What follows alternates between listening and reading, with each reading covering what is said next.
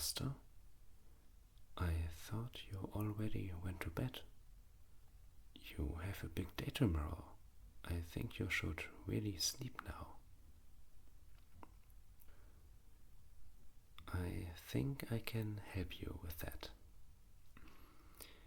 You just lay down while I read you a bedtime story and gently pet you. You'd like that? Perfect. Then let me begin. The story is called The Sleepy Fox. Once upon a time, in a big, wide forest, there lived a fox. He was young and playful and curious about everything, searching for new adventures while learning new things every day. He was also very confident in himself and wanted to experience the world on his own. In the middle of the woods was a small den he could call his home, in which he retreated whenever he grew tired. Right now we have one of those times. After a lot of playing and a big full meal, the fox laid in his den, coiled up, resting his head on his fluffy tail. But while his body was tired, his mind was still racing. The thoughts in his head kept him from falling asleep, jumping between exciting memories and planned adventures. Our little fox shifted from his left side to his right, rolling on his back and turning on his tummy, just to repeat the cycle over and over again. Opening his heavy eyes, he gave up. With a stretch and a long yawn, he decided to go on a stroll to clear his mind and to find a way to get some rest. The sun was still up in the sky. He just wanted to have a nap after all, and he used the bright light to look for a solution for his problem. After walking for a bit, his yellow eyes saw something interesting. A small bug was building itself a cocoon with multiple finished ones being already near it. Thinking how comfortable such a casing would be, he started gathering a bunch of leaves, moss and bendy twigs. Fortunately, our little fox was quite the skilled craftsman, which allowed him to quickly make his own cocoon. It didn't take long, and he was all wrapped up, ready to fall asleep. After a few minutes, the fox began to freeze. Maybe he should have looked for dry plants to make his sleeping sack.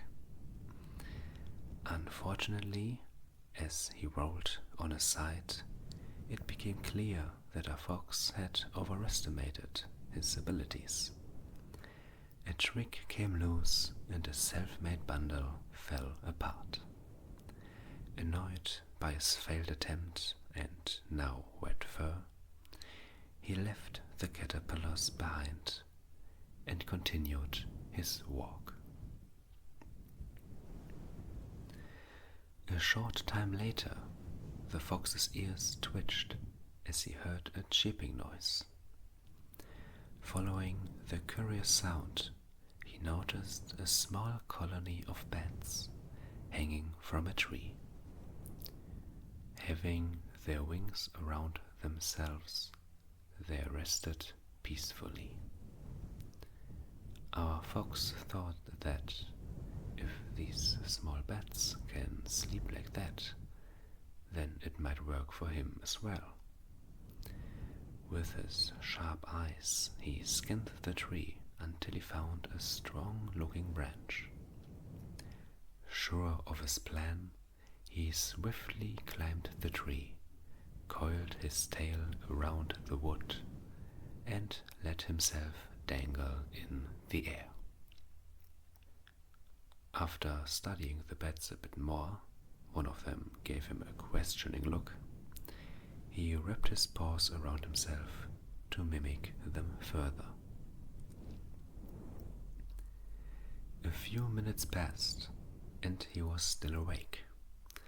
The fox was uncomfortable in this position, and his mind started to doubt if this idea was really that good. But if there was one word to describe our little friend, then it is stubborn. Even though blood was shooting in his head and his face started to change color, he remained exactly where he was. And as small stars appeared in his vision and his mind became fuzzy, he thought that he finally found the solution. But soon he would realize that foxes weren't made to hang from trees. His tail was strong, that was not the problem. But as he heard a close crack, his eyes shot open as he knew what was about to happen. With a second, louder crack, his branch snapped off the tree and he crashed onto the ground. Luckily, the grass had softened his ungraceful landing a bit. The bats, who watched the whole ordeal, were very amused by this little show as he squeaked and chirped happily. The fox quickly got on his paws, shook himself, and left this embarrassing situation. His head, now crowned with a small bump, was even redder than before. Quite discouraged and still a bit dizzy, he kept walking. Hearing another chirping noise, he first thought that the bats had followed him to laugh a bit more. But the sound was less shrill and more melodic. It didn't take long for him to find its source. A nest was high up in one of the trees, inhabited by a small family of birds. The small chicks were cuddling themselves close to their mother, as she covered them with her white wings. Under this feathery blanket, their chirping slowed down as they fell asleep. Suddenly, a wave of sadness washed over our fox. He was cold and dizzy, and he started to feel lonely. Looking at the birds for a bit longer, he imagined how nice it would feel to be under those wings, before he decided to leave. Feeling defeated by all his failed attempts, he went back home. He had spent so long strolling through the forest that the sun was already setting down.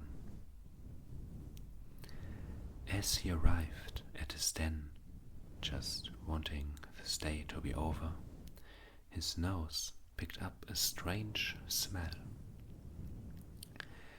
He knew someone was in his home. Slowly walking inside, he wanted to confront the intruder, which turned out to be another fox.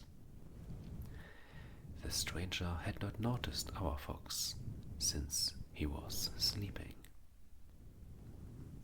But not for long, as a growl woke him up, and the eyes of the two met. At first, the uninvited guest was scared, but as he noticed how exhausted and beat up our fox looked, he felt pity for him.